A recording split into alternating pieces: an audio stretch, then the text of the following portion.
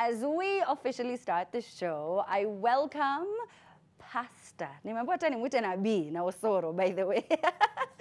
Pastor size 8, Reborn, as many of you know her, and DK Kwenye Beat, who has not done an interview, I think now in years. How long has it been? It's been a really long time. Very long. How long? 2 years, 3 years? Probably. If kwanza tukiongelea the trend, ni kama ya mwisho nilifanya 2017. Wow. Yes. So when I just started the show? Immediately. In fact, my last was with Larry. With Larry? Yes. So beginning of 2017? Yes. Till date. Wow. What? Well, welcome to the show, guys. Thank you so much. Welcome to the show. Asante. So look at you. Hey. You look like an angel. Nabii wa Bwana. Nabii na mwana. Mungu anamtumia sana. Unajua nimetoka pale kwa pulpit kuhubiri kidogo nikakuja straight kwa the trend. So hivyo nimetoka kupreach ndio nimekuja. Wow, I like, this is, what a transformation. I was like, wow, now me, my I'm like, relax, uko sawa sana dada. Usikuwa na shida yote. Asante sana. You know, by the way, in real life, Lynette prays a lot. In real life. Hebu waambie kwa wanadhani ni kipindi. Let me tell you, you hang out with Lynette, and this is even like before you were reborn. Yes. She would just be like, tuombe. Ebu, let's just pray. In the middle of a conversation.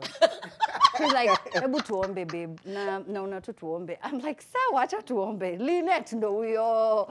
So ebu waambie, because you know, many people think it's a show, you know. But I've known this girl for, Amina nimekujua miaka ngapi? Too long. For too long. Too long. Yes. We got to itwa mamisses. Yeah. Lakini tuachie hapo story. Hizo ni X-Files. Yeah, what tulikuwa DK, you've been very active in the industry, even though people are not seeing you on the forefront. You've been doing a lot that people may not know about, from writing to helping people direct to helping people strategize their careers, their music careers, helping up and coming artists. Ebu tuambie, tueleze. I think I've done that for some time, but now the good thing about right now is that I'm back with a new revival of the gospel, because whatever I've done those years, they're all been building up to a testimony of today. Because you seeing me here today, it is evident that there is God in heaven. Because since 2019, it has not been easy for me, because it has been back to back. Yani imekuwa ni kama napatana na mambo, unanielewa. But all in all, for me to be here today, it all involves a testimony, because I've seen God stand in, and I've allowed also God to be God in my life, because nimefight sana jani yangu ya being a minister. You know, we are not only just an artist. My calling is very, very strong. Na hiyo ndio kitu nimekuwa nikikimbia, lakini Pastor size 8 amepambana na mimi. Huyu ni mtumishi. Huyu kidogo tutakuwa tunamuitanga Pastor D, Pastor yeah, because DK. If there is one thing about Pastor Lynette is that hata from tu vile aliingia tu gospel, na unajua unakuanga mtumishi wewe, na ame stick na hiyo word ya mtumishi, but unajua dile nasema Lynette akona mambo mingi, atulie. Unajua, and but even for you sing like Ushawai, this song personally, ushaona mtu amefuatilia hiyo song anaitwa Pastor size 8, because size 8 could come and tell me now, DK tuna master hii akwapi TDB, the passion and the desire that he had for this song. And to see the revival, because it's not only me, but he has a very big burden about the gospel music and the revival in it, because the revival is already here. And I'm sorry to say, but right now, the truth is that secular music is dead. Now it's time for the gospel music. Is it? I'm telling you now from today, okay, secular music is dead. And right now, gospel music is alive. So again, there was yes, and now it's actually when size 8, when you joined gospel music, they said it's because gospel had money. That's why you wanted to join gospel music. Remember? Yeah, they said that, and it's a pity. People think someone can get born again because of money. It's such a pity. It's because it looked like it had order. Yeah, you know, the gospel industry looks. But that's not. But that's not the reason why I got born again. Actually, I lost money. I lost a lot of money because I actually gave that decision to get born again, because I lost endorsements because of that. And gigs. Yes, and why gigs. did you have to? Was it alcohol, or just generally they didn't like what you're now representing? No, the thing is, I had no song to sing.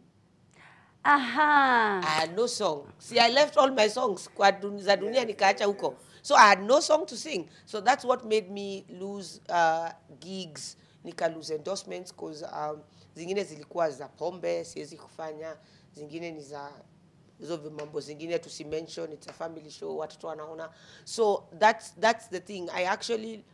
It was a loss for me, but afterwards, God alileta a great gain. Yes. And now here you are blessing other people. Yeah. You know, how is it, you know, I mean, because it's still a stage. So you now move away from being you're still an artist, but that now sort of like takes a backseat. And yes. now you're preaching the ministry. Wewe sasa ndio mtumishi ambao unataka. DK pia ni mtumishi. Unajua, like for me, the first time niliokoka 2013, niliokoka hivi ni the pastor Reverend Charles Mutuka wa Harvesters Global Church ndo aliniombea salvation. Akaniita, akaniambia, young girl come here. Hakuwa anajua niitwa size 8. Young girl come here. Do you know you are a preacher? Give your life to Jesus. That was 2013. Nikiokoka. He didn't say you are a musician. Alambia, you are a preacher. God will use you. Like those preachers like Teresia Wairimo. God will use you like that. You give your life to Christ. So I was like, preacher, but acha tu niokoke. So nikaokoka. Then in 2015, I met another pastor. Now I went to UK for kuimba. Akaniambia, Pastor Joan Chege. Pastor Joan Chege looked at me and told me, size 8 Reborn. Size 8, that time, size 8 Reborn. You are not a singer, you are a pastor. Actually, an evangelist. That's the word he used. God will use you to evangelize. And the favor you have, people just come to you, brands come to you. It's the favor to evangelize. So I was like, you people. Then nikadodge. Nikagongwa na ugonjwa. I got high blood pressure because of running away from the will of God. I've been in and out of hospital for many, many years. Finally, I said, wacha niache kupatiana Mungu. Chenga kufanya ile inaitwaje kuhepa, cat and mouse. Yeah? And I said, I don't care what people say. That's their business. Whoever gives life is God. So I told God, preserve me. When I lost my last pregnancy, I almost died. And I told God, okay, fine, the baby has died. Preserve my life and I'll preach the gospel. Yes. For all of my days, yes, I will sing nothing but your praises, dear Lord. Nitahubiri injili mpaka panya iokoke. Yes, nitahubiri kabisa hata mende. Yeah, mpaka yani kila mtu atasikia injili ya Yesu. Yeah, kila mtu lazima akubali. Akubali Yesu. Wewe kwenda kwenu na kwenu kila mtu alizaliwa na mother tongue. So, yes, so that's why I am here to preach the gospel of Jesus Christ. And God has given me an eye to see people who also have the same calling. And that's why I've been telling DK, the reason umekutana na mangori mingi ni kuzu umekataa hii njia. Si ukubali tu ngori ishe. Ngori itaisha? Ngori ishe. Kubali tu utumishi kuserve God. We ni pasi, mimi hata mumu itanga pasi, mumu itanga mtumishi. Wewe mtumishi unatoroka nini? Oh, because you've been there. Yes, I've been there. So you're like, bro, wacha kukimbia. Because the more unakimbia, the more ngori zinakam. Unapatana tu nazo tu ngori. Kubali njia. Ngori azishi. Unashindwa ni nini mbaya. Do you see the truth in what she say?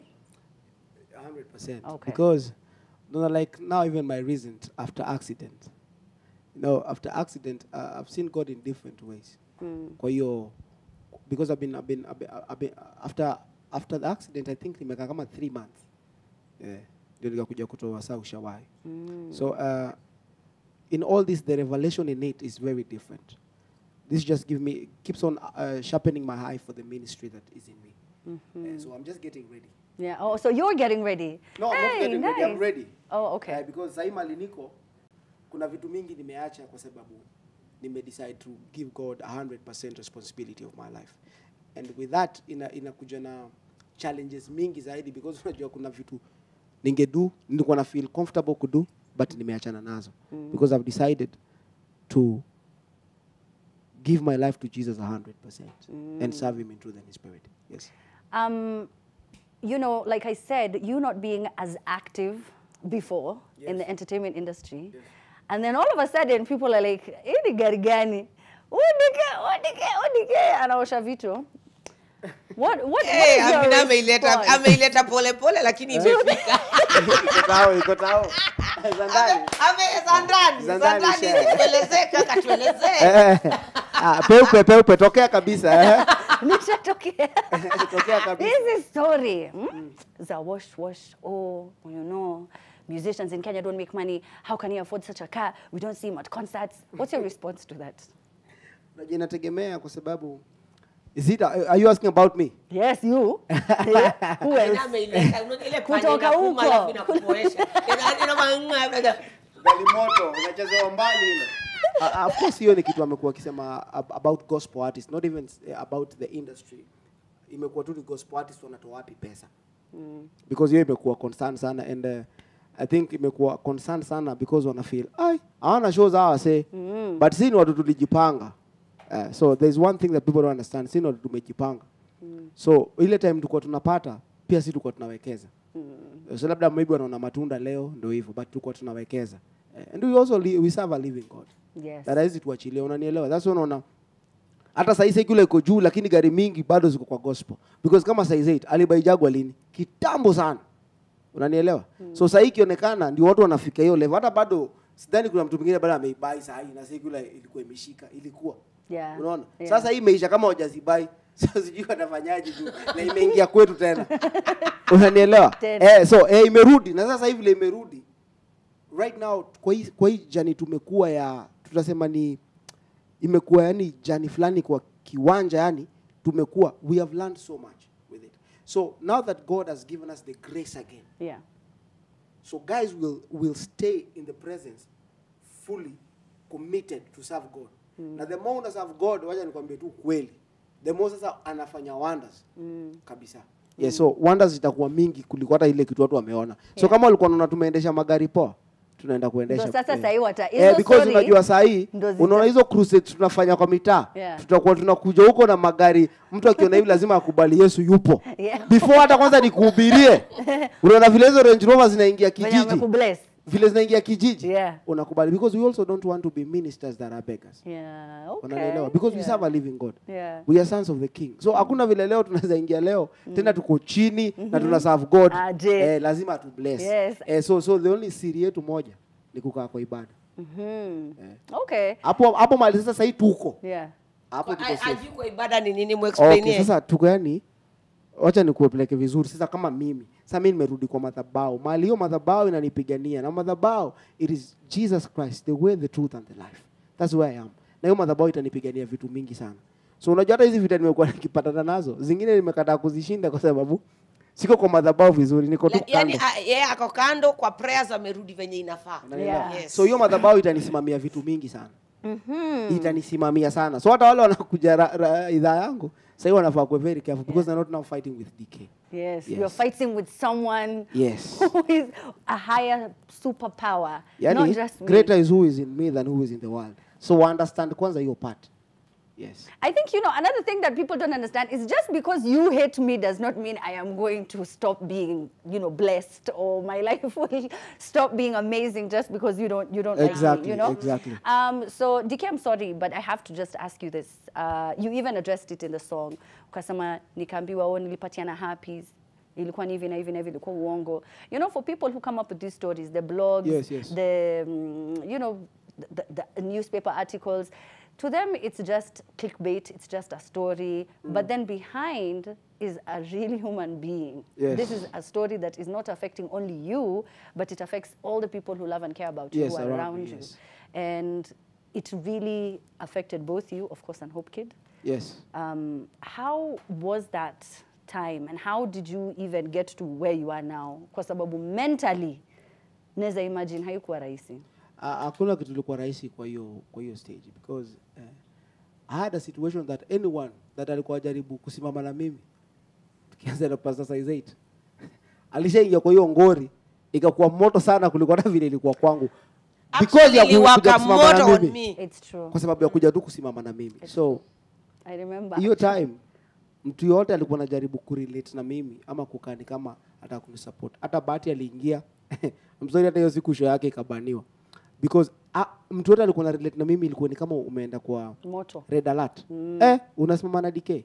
So hii situation yote, the only thing that ilinipea strength is the grace that God gave me. Because hapo ningeingia kwa depression, ningeingia kwa hizi vitu zote. Alafu hakuna vile ningeji explain ya mtu see is it true, is it not true.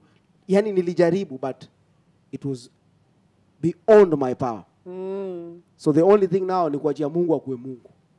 So hata nikikuja kusema, because I talked about it like probably 3 months ago, about the same, kusema what really happened and what will escalate na wakadecide jamaa. Hadi wa leo kuna mtu anaweza amuka tu aniambie wewe umepona kaswende. Anaweza amuka tu anipostie hivyo. Na umepost kitu kingine. Aniambie tu wewe unanielewa? Hazishangi by the way. But sasa naache tu kwa sababu kwa history yote what I take out of it is that God is building a testimony for me. Because kama leo nimesimama hapa, juu hata hiyo scandal ingenipata sikuanga na wife, sikuanga na mtoi, unanielewa? But through hiyo story yote God amekuwa tu akinipea tu grace. Leo niko na mtoi dem supu na muone. Kaylee, so pretty. Unanielewa? Na pia Mungu amenisaidia sana, Mungu alinisaidia na bibi mzuri. Rudia the word very good. Very good and beautiful wife. Because wao msichana zile mambo ameona. Aje afkadi mahali anasema, "Ai, kwani unaweza namfuataje?" But God pia amempea grace ya kukaa kwa hiyo marriage. Unanielewa? So at the end of it all, for me it is a testimony. And one day I will stand and people will read my story and say, if God did it for DK, he can do it for me. So I'm a living testimony of what God can do in the life of a minister. Yeah. Yes. Oh yeah, that's very, very true. You're right. I actually didn't think about that. You do have a family now. Because at that point it was so dark, you couldn't see anything past that. You're just like, mimi nataka kurudi ushago, nataka tu niende home. Hawa tu wameshinda, basi wameshinda. You know, you're also now a mom of 2. Yes. Julia yes. Nawambo. How is it bringing them up in this very different environment? It's not really different because you also had a religious upbringing. Like sasa saini mom ndo. It's okay. Me, the thing is just that the technology has gone another level. I'm not sure if I'm the only one, but unaenda Roblox, you know, Roblox. Roblox. Roblox. Yo Roblox inasumbua inakusumbua. Roblox zote. Mimi mpaka saa nyingine nazima internet. You know, because ya nyumba asicheze, as in raising a child in this era. I don't know about other parents. Si rahisi. Unaonaje? Wako ni rahisi. Uko na watoto. Si ndio watu hii as in complicated. I'm like unasema. And then an Android phone. Wanataka kukaa kwa phone kufanya vitu zake. And then TV imejaa takataka zote. You have to monitor everything. So it's taught me to really pray. Like pray na kujaribu kuwa raised in the ways of the Lord, because I don't think I'm the only parent thinking this. As in unaweza pata tu mtu yako kwa phone ako innocently kwa umeita Roblox. Okay, any game. Hiyo game. Sasa unajua hiyo game tena ni global. Unapata mtu anaita mtoto wako monkey on the other side at you monkey. You know, because it's global. It's a global game. Someone from the UK. And then so as in you have to really monitor the children. Lazima pia house manager wako umpatie training ya Kenya naona kwa TV. Sasa ingine unakuja Wambo sijui kuna monster ingine naletanga watu ina resurrect watu from the dead. As in iko tu kwa TV. Sijui yani it's true. An ad, you see 2 men. Yeah, you know, like, what? I'm telling you, it's in this dispensation. That's why I tell people, get closer to God, especially this time. That's true. You should really honestly pray because it's beyond you. It really is. Exactly, yes. Now let's talk about Ushawai, the song. Anyone can relate to this song. Especially kwanza sasa hivi ni watu wana go through such a hard, difficult time. Kuna part kwa ngoma size yetu ulikuwa unasema you were talking about, you insinuated suicide. You know, yani umefika mwisho na how like I wish I knew the exact lyric nilikuwa naijua. Sasa it has disappeared. No, don't worry. You know the line I'm talking about? Yes. Yes, hivyo. Yes, ukatamani kifo. Yes. Were you referring to suicide? Yes. Was it you? You were talking about your own? There are several times in where you face too much to a point that you're like, you know what, let me just it's rather not suicide per se, but you're like, it's rather I die and just let go of everything and just go, because sometimes things can become too thick, you know. It's like you're between a rock and a hard place. Constantly. There's no gray area. There's no cushion. So hakuna mahali pa kujipitishia, and then you're expected to be a Superman. You're expected to be a superwoman. You're expected to overcome. You're expected to fly. You're expected not to have feelings. You're expected not to feel anything. And at some point, kuna time I got there, I told God, you know what? God, it's rather I go home because I can't do this anymore. You know, and I thank God for like my mentor, Pastor Joanne Chege. She's really a strong person in my life who, at that time, I wanted to give up, and I was like, you know what? I'm done. I'm done. Like I'm completely done. And she was like, you know what? It's your beginning. This is your beginning. Your beginning. This is your beginning. Your Kwanzaa. As in, this is to jumpstart you to the next level. And the sad thing about it, we are not the only ones. Me and DK wamefika mwisho. Many people watching us here, as in on at home. Watu wengi wako at the end. You know, they're watching us, but hauna mtu wa kuambia. Unajua hii world sijui tumekuaje. We are not our brother's keepers.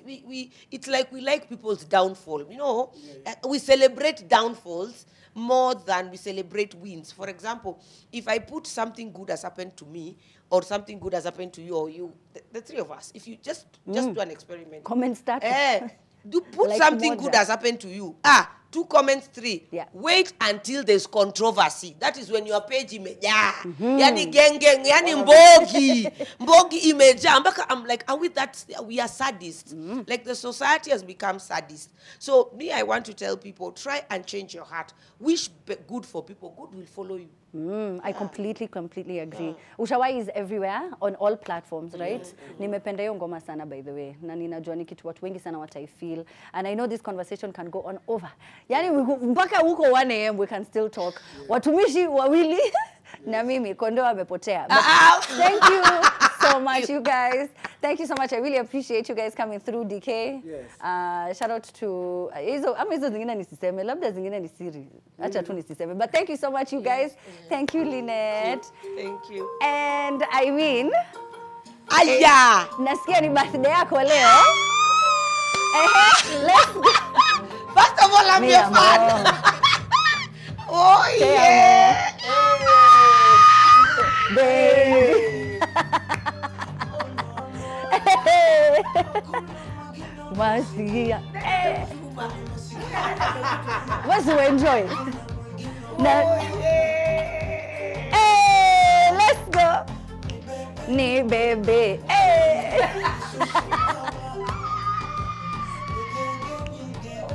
Happy birthday, Lynette.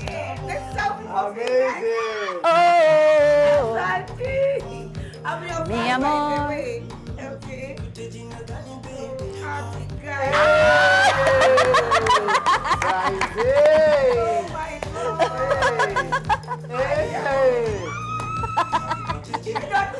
Even know what to say. Oh. Hebu angalia huku Lynette watu wakuone. Ndio, thank you. Na kadi. Zawadi ni mingi, zawadi ni mingi.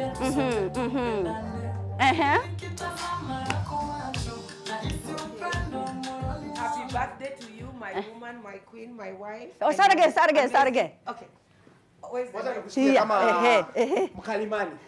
Happy birthday to you, my woman, my queen, my wifey, and my amazing mother to my kids. You are my special gift from God. I enjoy doing life with you.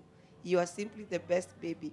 I celebrate you, I appreciate you, and I love you. Check your M-Pesa. Oh, baby. Amazing. Oh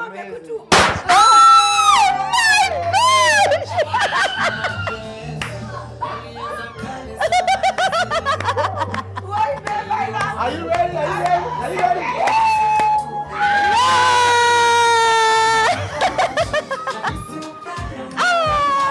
Happy birthday!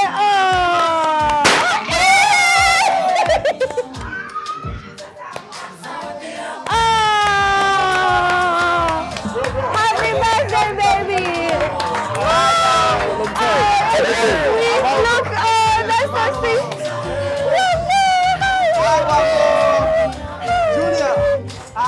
High five. It's for mom.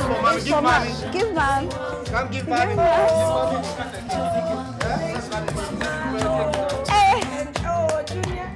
Kupendwa raha jamani. Maua.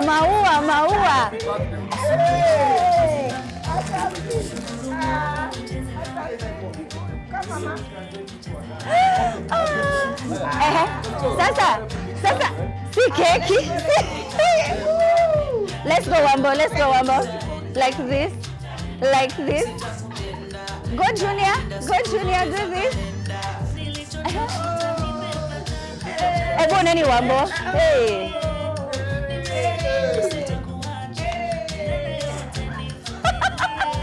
Happy birthday, Lynette!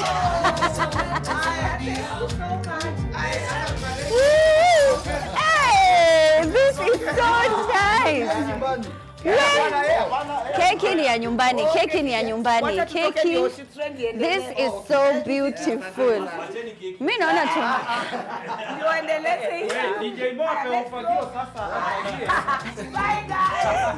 DK anafikiri nitabaki na maua.